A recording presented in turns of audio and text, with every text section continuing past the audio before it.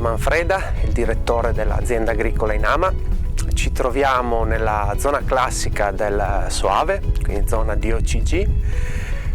a cavallo proprio tra i comuni di Soave e Monteforte d'Alpone. L'azienda agricola Inama, quindi è un'azienda vitivinicola che si occupa appunto di produzione di uva e trasformazione nel prodotto finale, quindi le bottiglie. Il gruppo di Vine è nato appunto da un'esigenza nostra aziendale, partita ancora nel 2013 a seguito proprio dell'osservazione di questa virosi, di questo complesso del fung leaf e arricciamento o degradazione infettiva delle viti. È un'infezione che purtroppo porta a una degradazione lenta e inesorabile delle viti e con ripercussioni a livello qualitativo e quantitativo importanti per un'azienda che punta a un prodotto di qualità, ovviamente alla bottiglia finale. L'apertura del bando PSR proprio ricerca permise a noi come azienda Inama, assieme alla dottoressa Angelini del CREA di Conegliano, di mettere insieme diversi partner che in primis ovviamente erano le aziende da cui questa necessità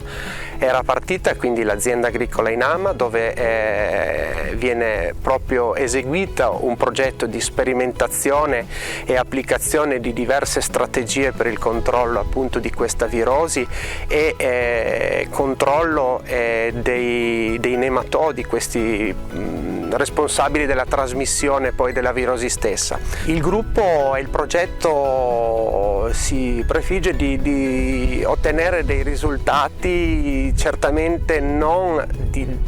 quello di debellare definitivamente la virosi, perché sarebbe una presunzione a cui siamo ben consapevoli di non poter arrivare, ma quello di aiutare la pianta a convivere e quindi a sopportare meglio questo complesso del fung leaf. Il settore viticolo, sia nella zona classica del Soave sia nella zona del Cartizze, sono tra le zone più vocate del nostro territorio regionale, e combattere contro questo problema dell'arricciamento fogliare e